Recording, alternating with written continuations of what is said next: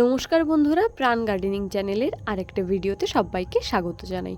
বন্ধুরা, গরমকাল পড়লেই রং বেরঙের নানা ধরনের ফুল আমাদের কিন্তু ছাদ বাগানে টবে ফুটতে শুরু করে। তো ফুলগুলো যখন ফুটতে শুরু করে তখন তো দেখতে খুব সুন্দরই লাগে, কিন্তু যখন টেম্পারেচারটা ধীরে ধীরে বাড়তে থাকে, বিশেষত গরমকালে যখন 40-র কাছাকাছি টেম্পারেচার পৌঁছায়, তখন কিন্তু গাছগুলো এইভাবে ঝিমিয়ে পড়ে। গাছকে সুস্থ রাখতে এবং প্রচণ্ড গরমের হাত থেকে বাঁচাতে আমাদের যে উপায়টা অবলম্বন করতেই হয় সেটা হলো মালচিং। এই মালচিং বিভিন্নভাবে করা যায়, এবং মালচিং নিয়ে আমি যে কিছু অভিজ্ঞতা কালেক্ট করেছি সেটা নিয়ে আজকে ভিডিওতে আমি আলোচনা করব।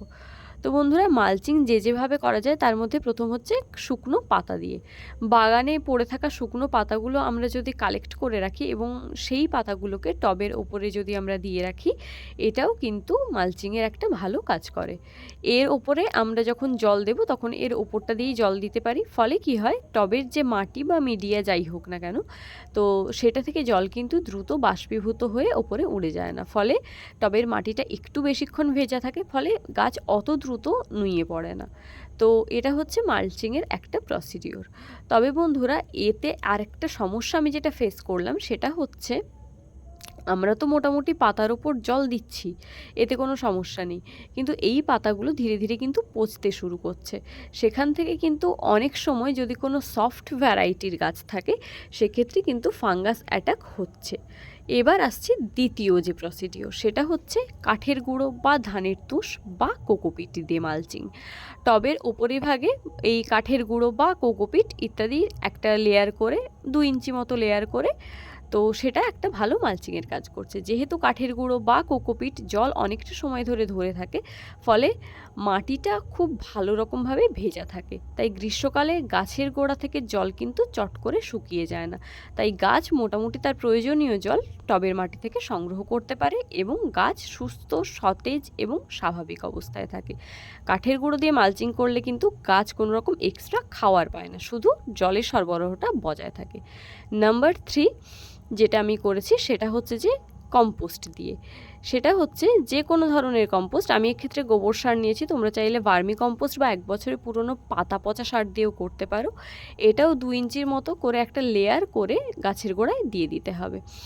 এবার এই লেয়ার করে দেওয়ার পর আমরা যখন জলটা দেব, সেটা হচ্ছে ওপর থেকেই জল দিতে হবে। চাইলে আমরা কিন্তু ঘুঁটে যে থাকে, তো সেই ঘুঁটেকেও কুচি কুচি করে দিয়ে আমরা মালচিং করতে পারি। এটার একটা সুবিধে হলো, কম্পোস্ট দিয়ে মালচিং তো হচ্ছে, তাই এটা জল তো ধরে রাখছে, তার সাথে কম্পোস্টের যে হিউমাস এবং স্বল্প পরিমাণে নাইট্রোজেন থাকছে, এটা কিন্তু ওপর থেকে আমরা যখন জল দিচ্ছি তা লিচিং হয়ে মাটির সাথে মিশছে, ফলে গাছ কিন্তু খাওয়ারও পাচ্ছে, তাই গাছ এক্সট্রা সতেজ থাকছে।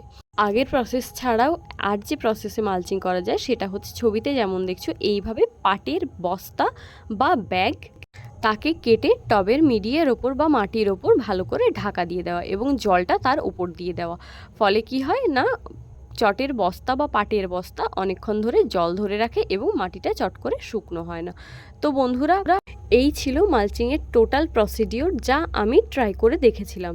তোমাদের এর মধ্যে যেটা সুবিধাজনক মনে হবে সেটাই ট্রাই করতে পারো, তবে আমি ব্যক্তিগতভাবে সবথেকে বেটার রেজাল্ট পেয়েছি কম্পোস্ট দিয়ে, যেটা আমি মালচিং করেছি সেটাতে।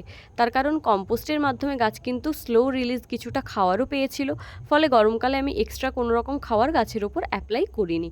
তা সত্ত্বেও কিন্তু গাছ এতটুকু ঝিমিয়ে পড়েনি, একদম সুস্থ, স্বাভাবিক এবং সতেজ ছিল, যেটা কিন্তু অন্যান্য গাছে যেগুলোতে আমি কাঠের গুঁড়ো বা শুকনো পাতা দিয়ে মালচিং করেছি, সেগুলো কিন্তু তুলনামূলক বৃদ্ধি ব্যাহত হয়েছিল। তার একটাই কারণ, কাঠের গুঁড়ো বা পাতা থেকে কিন্তু গাছটা সেই পরিমাণ খাওয়ার পায়নি।